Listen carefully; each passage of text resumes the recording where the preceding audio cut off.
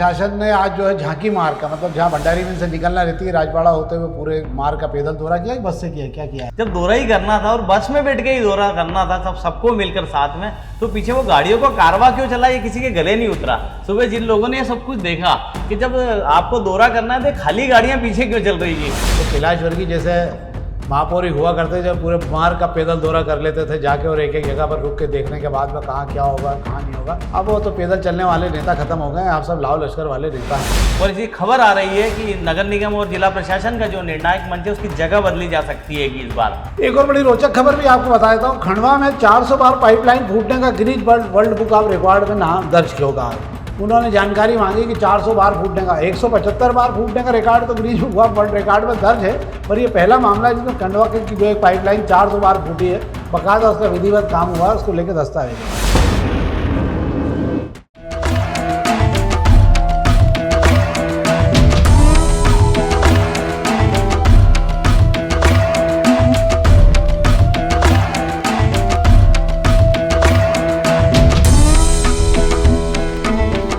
नमस्कार, शाम के अखबारों की चर्चा चाय के साथ। झांकी निकलने की तैयारी हो गई है और झांकी के मार्ग का आज अवलोकन भी किया गया था।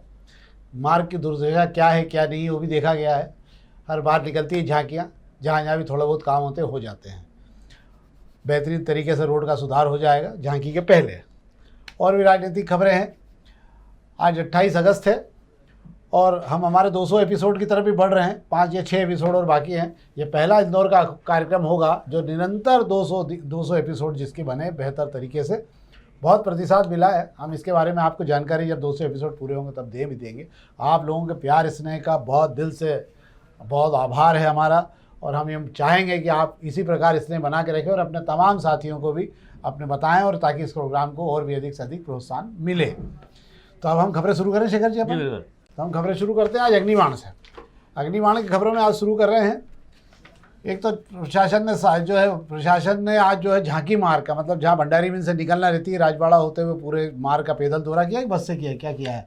सबसे बड़ी बात यह है कि आपने शुरुआत ही अगर ऐसी लाइन से कर दी है कि मुझे बताना पड़ रहा है कि झांकी मार्ग का दौरा किया गया। मतलब देखना चाह रहे थे कि झांकी मार्ग में क्या क्या बाधाएं आ रही, सड़क ठीक है कि नहीं, तारों का जंजाल तो नहीं आ रहा, कहीं ठेले गुमटी खोमचे या लोगों के जो शेड है दुकानों के वो तो बीच में नहीं आ रहे हैं। जब दौरा ही करना था और बस में बैठ के ही दौरा करना था सबको मिलकर साथ में, तो पीछे वो गाड़ियों का कारवा क्यों चला, ये किसी के गले नहीं उतरा। सुबह जिन लोगों ने ये सब कुछ देखा कि जब आपको दौरा करना है तो खाली गाड़ियां पीछे क्यों चल रही थी, दर्जनों गाड़ियां पीछे चल रही थी। हाँ, ये तो मजमा थोड़ा दिखाना ही पड़ता है। मजमा अलग बात होती है। वो कैलाश वर्गीय जैसे महापौर ही हुआ करते जब पूरे मार्ग का पैदल दौरा कर लेते थे जाके, और एक एक जगह पर रुक के देखने के बाद में कहाँ क्या होगा और कहाँ नहीं होगा। और जो निगम के अधिकारी और साथ में उनके राजनेता चलते थे वो भी रास्ते भर उस प्रक्रिया का आनंद लेते थे। जहाँ पे भी रुकते थे मजमा लग जाता था कैलाश वर्गीय के आसपास। अब वो तो पैदल चलने वाले नेता खत्म हो गए, आप सब लाव लश्कर वाले नेता हैं। तो चलिए ठीक है, फिर हुआ क्या झांकी मार्ग पे? झांकी मार्ग का कुल मिला के वही हुआ जैसा हर बार होता है। अनंत चौदस की जो झांकियों का कारवा निकलना है, जो इस शहर की पहचान है, उसके लिए झांकी मार्ग का दौरा कर लिया गया है। जहाँ जहाँ खड़े सड़कों में गड्ढे हैं, जहाँ खुदाई चल रही है, उसका काम तुरंत कराने के लिए कहा है। तारों को, केबलों को जो झूल रही थी, लटक रही थी, उन्हें ऊंचा कराने कहा, क्योंकि जो झांकियाँ बन के जो निकलेगी उसकी हाइट के, उनकी ऊंचाई के हिसाब से वे कहीं अड़चन ना आए, इसकी तैयारी कर ली। कहाँ टावर होंगे, कहाँ प्रशासन का निर्णायक मंच लगेगा और कहाँ नगर निगम का मंच लगेगा, इस सब पर भी चर्चा हुई है इस बार, आपको बता दूं। और इसी खबर आ रही है कि नगर निगम और जिला प्रशासन का जो निर्णायक मंच है उसकी जगह बदली जा सकती है कि इस बार। इसको लेकर आज शुरुआती बात जो हुई है उसके अंदर इस पर सहमति बनती नजर आ रही है, और जल्द ही नई जगह जो तय कर ली जाएगी वहाँ पर ये मंच लगाए जाएंगे। और दौरा वही रूट पर रहा है हमेशा होता है। मतलब यहाँ से अपन शुरू कर भंडारी पुल चौराहे से शुरू हुआ था, जो आपका है जेल रोड होते हुए, आपका MG रोड होते हुए, जवाहर मार्ग, इन सब होते हुए राजवाड़ा पे पूरा हुआ है। झांकियाँ जहाँ से निकलती है ये परंपरागत वहीं से निकलेगी। दौरे में वही सब कुछ हुआ जो हर साल होता है। आपको बता दूं, मैं लगभग 10 से 15 साल से ज़्यादा होगा, 15 साल से पहले यह मंच जो है निर्णायक मंच जो हुआ करता था वो जेल रोड या फिर जो है खातीपुरा की साइड में से लग के जहाँ से गाड़ियाँ मुड़ती है वहाँ पे ही लगा करता था। और ये मैं सोचता हूँ 20 साल पुरानी बात होगी। फिर चूंकि कुछ मामला ऐसा हुआ कि इसको वहाँ पर पहुँचा दिया गया था छतरी के पास में, छतरी के वहाँ। हाँ, पर यह माना जा रहा है कि वहाँ पूरी रात काली हो जाती है अधिकारियों की और तमाम लाव लश्कर की। उसकी बजाय ये ज़्यादा बेहतर होता है, यहाँ जोश भी रहता है और प्रारंभिक स्थिति में 12-1 बजे तक 1:30 बजे तक सारे लोग मुक्त भी हो जाते हैं ताकि बाकी प्रशासनिक व्यवस्था भी देख पाते हैं। तो ये तो था दूसरा मामला। एक और खबर है, संस्थाओं की जमीन 171 में फिर जो है यू टर्न हो गया है। बैठक के बाद में लिया गया निर्णय, संकल्प पलट दिया गया है और वास्तविक सदस्यों को मिलेगा लाभ। पर ये कब मिलेगा समझ नहीं आ रहा है। एक योजना क्रमांक 171 जो है, इसके तमाम लोग जो जायज़ प्लाट होल्डर हैं उनको 20 से 25 साल तो हो गए हैं। संस्थाओं की लड़ाई लड़ते लड़ते वो थकने लग गए हैं। प्रशासन थक नहीं रहा है, प्रशासन कुछ सोच भी नहीं रहा है। बस केवल ये है कि कागजी खाना पूर्ति जो है वो निरंतर चलती रहती है और बेचारे जो प्लाट होल्डर हैं वो झटके खाते रहते। 13 गृह निर्माण संस्थाओं की 78 हेक्टेयर ज़मीन है। आप समझ लीजिए 78 हेक्टेयर ज़मीन के कितने भूखंड होंगे। 1 एकड़ में 15 से 20 भूखंड दिए जाते हैं जो वैध प्लाट होते हैं। तो आप समझ सकते हैं कि कितने लोगों को भूखंड के लिए तरस रहे हैं और बेचारे अपना जो है अपनी ये इच्छा पूरी नहीं कर पा रहे। क्या शेखर जी? जी बिल्कुल, आप सही कह रहे हैं। अब कहा जाता था कि जो इन संस्थाओं के थ्रू इन लोगों ने प्लाट लिए थे अपनी जमा पूंजी लगा के, और ये सोच के आशियाना एक अच्छे घर का सपना देखा था, वे अभी तक संस्थाओं से ही लड़ रहे थे। अब उन्हें जो है संघर्ष आईडीए से भी करना पड़ रहा है। आईडीए ने स्कीम 171 को हटाकर संस्थाओं के लिए जो है खुशी की खबर दी थी और ये भी कहा था कि जो वहाँ उन्होंने खर्चा किया उसका पैसा जमा करा दिया जाए तो वैसे संस्थाओं की ज़मीन को छोड़ देगा। 5 करोड़ 84 लाख रुपए जमा होने के बाद में भी आईडीए कुछ नहीं कर पाया है और अपना ही संकल्प पलट दिया है। मतलब जहां से चले थे अब बस वहीं आकर वापस ठहर गएंगे। अब संस्थाओं के जो वैध जो प्लाट धारक हैं उनकी सूची बनेगी, फिर नए से जो बात कही जा रही है, जो शब्द बाग, ये जो सपने दिखाए जा रहे हैं, मुझे लगता है ये सपने ही बनकर रह जाएंगे और होता कुछ नजर आ नहीं रहा है और आईडीए जो है ऐसे कैसे घुमाया जा रहा है। बड़ी दुखद स्थिति है, इस पर जरूर कुछ होना चाहिए। एक खबर पर और बात कर लेते हैं। हम प्रभातकरण खबरों की बात कर रहे हैं। हम प्रभातकरण खबरों पर बात कर लेते हैं कि साउथ तोड़ा में फिर धंसेंगे मकान, रिटर्निंग वाल बनाए बगैर पाइपलाइन डाल दी जा रही है। और ये फिर एक बार जो है मकान बहुत ऊपर है साउथ तोड़ा में, क्योंकि पुराना इंदौर जो था वो काफ़ी ऊपर बना हुआ था जूनी इंदौर की साइड पर, और उसके कारण वापस ज़मीन धंसने लगी। और मुझे ऐसा लगता है कि एक एक करके सभी धंस जाएंगे वहाँ पे। क्या है जी बिल्कुल, आप सही कह रहे हैं। रिटर्निंग वाल बनाने का टेंडर बाद में हुआ है और जहाँ पाइपलाइन डालने का काम पहले शुरू हो चुका था। ये नगर निगम के इंजीनियरों की जादूगिरी कहेंगे या उनकी समझदारी कहेंगे, उन्हें पता ही नहीं रहता है कि पहले काम कौन सा कराया जाना चाहिए। अब चूंकि क्या है, रिटर्निंग वॉल जब तक बन नहीं जाती तब तक काम तो रोका नहीं जा सकता। पिछले दिनों ही हमने देखा था कि एक पड़ोसी ने मकान में साउथ तोड़ा में खुदाई कराई तो पास वाले का मकान नीचे गिर गया। हालांकि ये अच्छी बात रही कि उसे खाली करा लिया गया था और नगर निगम यहाँ पे जितने भी मकान आ रहे हैं उनको जो है प्रधानमंत्री आवास योजना में पहले से प्लेट देकर उन्हें शिफ्ट कर चुका है। मकान खाली है पर खतरा कायम है वहां से गुजरने वालों पर।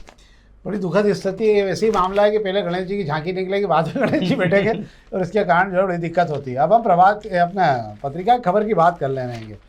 इसमें एक अच्छी खबर है कि जो है पूरा सुरक्षित नगर निगम का जो ये झांकी निकलने वाला जो मार्ग है उस पर एक भी खतरनाक मकान नहीं है। निगम की सूची में एक भी खतरनाक मकान नहीं है। 10 से 15 मकानों की फहरिस्त हुआ करती, धीरे धीरे ध्वस्त हो गए या नए निर्माण हो गए। ये अच्छी बात है, धीरे धीरे लगता है मुझे। बाकी भी क्या बचा हुआ है इसमें? जी बिल्कुल, आप जो कह रहे हैं ये जो खबर चौंकाने वाली खबर हैगी कि ऐसा हो नहीं सकता कि जवाहर मार्ग पर सारे मकान सुरक्षित, जवाहर की मार्ग सुरक्षित रहे और खतरनाक मकानों की सूची में एक भी नहीं है। सोचने वाली बात है, समझने वाली बात है, कितने मकान चले कहाँ गए। जिस फहरिस्त में 100 से ज़्यादा मकान हुआ करते थे खतरनाक मकानों की, और हर बारिश शुरू होने से पहले यही नगर निगम है जो 100 से ज़्यादा मकानों की सूची बनाता हुआ आया है और वो सूची वहीं के वहीं कायम है। वे मकान धीरे धीरे जो है झांकी मार से कहाँ गायब हो गए, कौन सी रंगाई पुताई कर दी या उन्हें इतना कितना मजबूत कर दिया गया है कि वे खतरनाक नहीं बचे हैं। सोचने समझने वाली बातचीत है। हाँ, नहीं तो पहले क्या होता था कि झांकी मार्ग में झांकी देखने के पहले लोग खतरनाक मकान भी देखने जाया करते कि चलो यार खतरनाक मकान कौन कौन से देख लें। आज के दौरे में मैं आपको ये भी बताता हूँ, दौरे के दौरान ये भी कहा गया है नगर निगम कमिश्नर ने, जो मकान खतरनाक घोषित है उन पर नगर निगम अपनी जेब से बैनर पोस्टर लगाएगा। ऐसा नगर निगम हर साल करता है, यहाँ तक कि झांकी के दौरान ही नहीं करता है। जब भी उस MG रोड से किसी भी तरीके का जुलूस या रैली निकलती है तब भी इस तरीके के बोर्ड लगाए जाते हैं। तो ये तो थी पत्रिका खबर। अब हम दोपहर की पहले पेज की खबरों की बात कर लेता हूँ आपसे मैं। आज जो है औद्योगिक संगठन जो हैगा, देश भर के उद्योगों को चलाने के लिए जो होता है, ये CTI कहलाता है। ये चेंबर ऑफ, ये शीर्ष संगठन है chamber of trade and industry department. ये पूरा जो है चेंबर ये कहलाता है। इसमें तमाम उद्योग आते हैं। इन औद्योगिक संगठन ने सरकार को पत्र लिखा है। वो पत्र लिखकर ये कहा है कि ये जो टैरिफ लागू हुआ है इसकी कोई तैयारी न होना पाने के कारण 10 लाख से ज़्यादा नौकरियां जो हैं ऐसी धड़ाधड़ जाने वाली, मतलब नौकरियां जाना शुरू हो गई हैं। सरकार अब बेल पैकेज और तमाम तैयारी कर रही है। जब तक तैयारियां करेगी जब तक बहुत सारे उद्योगों से लोग बाहर हो चुके रहेंगे। तो 10 लाख लोगों के सामने ये पूरा एक बड़ा संकट खड़ा हो गया रोजगार का। हालांकि कई लोगों की इस बार दिवाली काली बनने वाली, क्योंकि रोजगार के अवसर तमाम जगह खत्म हो गए। इंडस्ट्री में, जो कारपेट भेजते थे उसमें हो गए हैं, जो हीरा उद्योग में हो गए हैं, टेक्सटाइल में हो गए हैं, ये सब लोग वो हैं जो केवल अमेरिका में बड़ा अच्छा खासा निर्यात करके डॉलर में पैसा कमाया करते थे। उद्योग बुरी तरह बिखर रहे हैं और सरकार केवल टैरिफ को लेकर चीन और रशिया और तमाम देशों से अब बातचीत शुरू कर रही है, जबकि पहले से ये काम शुरू हो जाना चाहिए था, मेरा ऐसा मानना हैगा। एक और बड़ी रोचक खबर भी आपको बता देता हूँ। खंडवा में 400 बार पाइपलाइन फूटने का Guinness world book of record में नाम दर्ज होगा।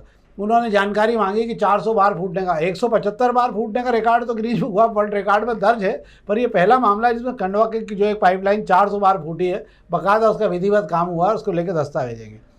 तीसरी एक खबर है कि मध्य प्रदेश की मोहन सरकार जो है एक बार फिर 4,800 करोड़ का कर्ज उठा रही है और इस साल अभी हाल ये पूरा कर्ज जो है 4,21,000 करोड़ हो चुका है। हमने आपको 2 दिन पहले भी जानकारी दी थी कि केंद्र सरकार जो है उसकी ब्याज की किस्तें शुरू हो गई, वो हो गई 15 लाख करोड़ की।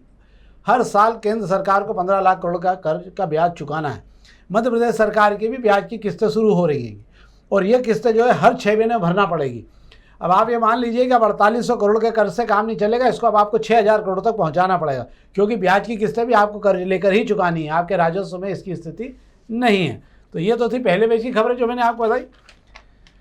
एक खबर पर और हम बात कर लेते हैं। 2 साल पहले से वैध हुई 70% कॉलोनी कोई विकास शुल्क भरने को तैयार नहीं है। अवैध कॉलोनी को वैध कर दिया है, केवल तसल्ली के लिए। जो लोग जहाँ रह रहे हैं उनको वैध अवैध से अंतर नहीं पड़ता है।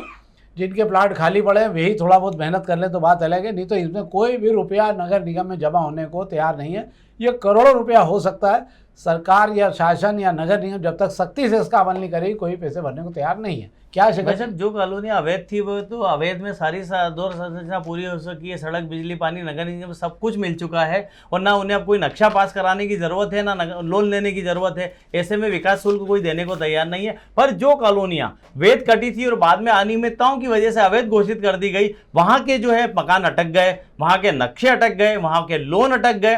इसको लेकर जो विकास शुल्क मांगा जा रहा है, वो जो 30% जो आप बात कर रहे हैं, सिर्फ वही कॉलोनी के लोग हैं जो देने को तैयार हैं। और कई लोग तो इसलिए तैयार हो गए थे कि उनकी कॉलोनी को वैध कर दी जाए, क्योंकि मकान बन नहीं पा रहे थे और कुछ लोगों ने वहां पे प्लाट लेके रख रखे थे और जा जाके नगर निगम में उन्होंने ही इसकी पैरवी की, तब जाकर कॉलोनियां वैध हुई। विकास शुल्क आप कितना भी मांग लें, पर अवैध कॉलोनियों में जिन्हें नहीं देना वे नहीं देंगे, क्योंकि कॉलोनी में सब कुछ मिल चुका है। अब नगर निगम से कुछ नवा मिलने वाला नहीं है। इसका सबसे बड़ा उदाहरण है वैध कॉलोनी का अवैध करने का तुलसी नगर जो है वैध कॉलोनी थी, उसकी 4 से 5 सेक्टर बसे हुए थे और बाद में इस पूरी कॉलोनी को अवैध घोषित कर दिया। अवैध घोषित करने के बाद में यहाँ के तमाम प्लाट होल्डर जिनके प्लाट वहाँ पड़े हुए हैं उनके नक्शे पास नहीं हो रहे हैं और इनकी संख्या सैकड़ों में नहीं हज़ारों में होने जा रही है। जो अपना प्लाट खरीदने के बाद में केवल उस दिन का इंतजार करेंगे वैध की प्रक्रिया बाहर आए तो उनके कम से कम नक्शे और बाकी सुविधाएं उनको मिल सके। ऐसे ही ब्रजेश्वरी और संपत हिल्स की मैं बात कर लूँ तो वे भी इसी पेज में फंसी हुई थी और वहीं के लोग यहाँ के लोग ही जो है टैक्स का विकास शुल्क भरने को तैयार हैं। बाकी अवैध कॉलोनी आप कितनी भी वैध कर लो, वे तो ना तैयार है विकास शुल्क देने के लिए लेकर, ना आप उनसे कोई सुविधा छीन सकते हैं। तो ये तो थी अखबारी खबर जिस पर हमने आपसे बात की। अब हम राजनीतिक चर्चा आपसे कर लेते हैं। आज जो है एक तो कांग्रेस अध्यक्ष को मिल गया महीने भर का काम। अच्छा, आप कांग्रेस में भी चाल देना शुरू कर दी है ऊपर से राहुल गांधी जी ने कि आपको 1 महीने का रिजल्ट देना है, इसके बाद फिर छटाई ठुकाई चालू हो जाएगी। और यही जो है दिल्ली और भोपाल में सब बैठ के बुलाई थी, उसके अंदर बहुत सारे निर्णय हुए हैं। मतलब जो ये समझ रहे थे केवल पद ला के आके बैठ जाएंगे आराम से शाम को घूम लेंगे, अब उनके लिए संभव नहीं है। हर 1 महीने में रिजल्ट देने के बाद में बहुत तेजी से पार्टी संगठन को कसना शुरू कर रही है। क्या शिखर? बिल्कुल आप सही कह रहे हैं। संगठन सृजन से जो अध्यक्ष बनाए गए हैं उन्हें ऐसा नहीं है कि सिर्फ कुर्सी दे दी गई है तो उन्हें आज़ाद छोड़ दिया गया है। राहुल गांधी की क्लास के बाद 1 महीने का सीधा सा जो है कामकाज की एक रिपोर्ट कार्ड भेज दी गई है कि अब इसके हिसाब से आपको काम करना, अपनी मर्जी से कुछ नहीं करना है। सबसे पहले आपके दफ्तर को वेल मेंटेन करना है, वहाँ पर लगना चाहिए कि कांग्रेस का दफ्तर है। सोशल मीडिया को चलाने वाले लोग आपको बिठाना है, क्योंकि राहुल गांधी को बहुत अच्छे से पता है कि जो सोशल मीडिया जो आज की तारीख में सबसे बड़ा ताकतवर जो हथियार है जिसका उपयोग कांग्रेस कम कर पाता है। इसलिए नए अध्यक्षों से कहा गया है कि सोशल मीडिया वार पे ही उन्होंने जोर देना है और इसके जानकार लोगों को अपनी एनएसयूआई या युवक कांग्रेस से निकालकर बिठाने को कहा गया है। ये पहले 10 दिन का काम दिया गया है, उसके बाद में आपकी जो कमेटी है, आपका जो दफ्तर है, उस दफ्तर में किसी भी व्यक्ति के आते ही ऐसा लगना चाहिए कि कांग्रेस दफ्तर में आया है। वहाँ के कर्मचारियों को सफ़ेद यूनिफॉर्म में तैयार कर दिया गया है, उस पर शहर कांग्रेस कमेटी भी लिखा जा रहा है और उसके बाद वहां पर एक जन सुनवाई भी हर हफ्ते करने के लिए कहा गया। मतलब अध्यक्ष को हर हफ्ते बैठकर कांग्रेस के पदाधिकारियों, कार्यकर्ताओं और कांग्रेस में जो लोग आस्था रखते हैं उनकी बात सुननी होगी बैठकर। बहुत अच्छी बात है। अगर कांग्रेस को नीचे स्तर संगठन स्तर पर जिंदा करना है तो कांग्रेस के नेता जो भी अध्यक्ष बने उनको बहुत ज़मीनी स्तर पे काम करना होगा। अपनी प्रतिभा दिखाने का इससे बेहतर मौका कुछ नहीं हो सकता। हमेशा कहा जाता है ना, जो पार्टी विपक्ष में होती है उसके नेताओं को मेहनत ज़्यादा भले ही लगती है पर पहचान बहुत जल्दी बना सकते हैं वो। तो अब देखा जाएगा कि जो नए अध्यक्ष बने वो किस स्थिति में हैं और कहाँ तक पहुँचते हैं। पर सोशल मीडिया का टाइम है, तमाम जगहों पर सोशल मीडिया को लेकर तैयारी की गई है और उसी आधार पर अभी बिहार का आप देख रहे हैं कि बिहार को लेकर सोशल मीडिया पर कांग्रेस बहुत भारी पड़ रही है। तमाम राहुल गांधी की रैली और तमाम लगातार दिखाई, छोटी छोटी रीलों का चलन हो गया है, बड़ी रीलों की किसी जरूरत नहीं है। तो मुझे ऐसा लगता है कि ये सब चीज़ों को लेकर कांग्रेस अब अपने आप की अच्छी खासी तैयारी कर रही है। तो ये तो थी राजनीतिक खबर जिस पर हमने आपसे बात की। हम चाहेंगे आप इस कार्यक्रम को अधिक से अधिक साथियों तक पहुँचाएँ और अधिक से अधिक लाइक करें ताकि हम इसे और बेहतर तरीके से बना सकें। बहुत बहुत धन्यवाद।